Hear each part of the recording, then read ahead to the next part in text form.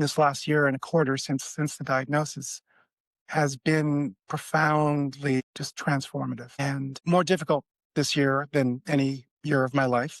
No doubt about that. I won't sugarcoat that. But actually, probably the most beautiful, most opening, most transformative year of my life as well. There's been Mm. so many blessings, and I have many moments where I can actually feel grateful for cancer, for the diagnosis. I still wish it would go away. It's not like I wanted to stick around. I want to bow to this teacher, this amazing teacher, and say, have I learned my lessons yet? Please, Yeah, right. can you Got the move on point. to another student?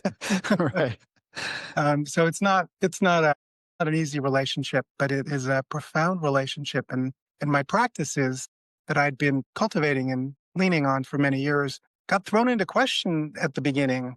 Will they carry me? Are they enough? Will I still believe? And I'm grateful to say that things have only redoubled. Things have only deepened. I'm so grateful for the spiritual understanding that I have and the practices that I have. And that's really the thing that's allowed me to meet this crisis and to actually have it be a gift, have it be a blessing, and not feel a victim to it, not feel cursed by it.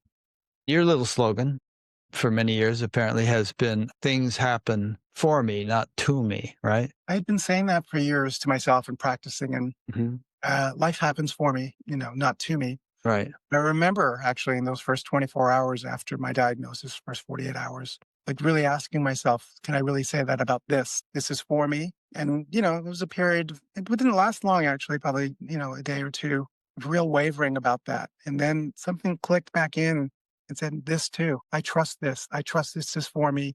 I don't know what it is. I don't know what the gifts are. I don't know what the learning is, but I'm going to orient to that. I'd watched and listened to Ram Dass talk about his orientation and the way he practiced with his stroke and his illness. And, really the perspective he took was that this is part of my soul's curriculum, whatever it is, everything that happens in life, right? The positive and the negative, the most difficult and the most blessed are all part of the soul's journey and part of this curriculum. And that's really been the approach. And that's kind of when I say life happens for me. It's kind of an approach or an attitude of, okay, I trust this. Whatever this is meant to be here and laid on my altar is how I like to think about it. A friend of mine said that.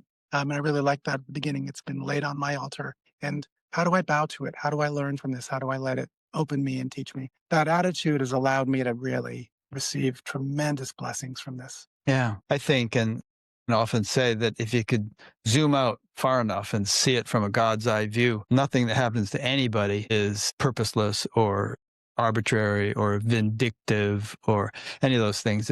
It's all in the interest of evolution, but that obviously can be a very glib thing to say when you consider how horrible life can be for people. And of course, this is just really a philosophy. How do we know this for absolute sure? But if you believe that there is some all-pervading intelligence and that its ultimate agenda, if you will, is the evolution of all souls and all beings and the whole universe, to higher and higher stages, then even the rough stuff is in the interest of that. Yes. And I can really see that from that zoomed out perspective, and I can hold Mhm. it that way. I think, yes, as you're saying, I think if you try to bring that perspective to somebody who's right in the crux of something like that, that can feel really painful or difficult or misattuned. But I think having that perspective personally, having access to that perspective personally can allow us to relate to our experience in a way that allows us to not feel completely a victim to our circumstances, to kind of open to the possibilities that may be here, like we talk about, like from a soul perspective or an evolutionary perspective,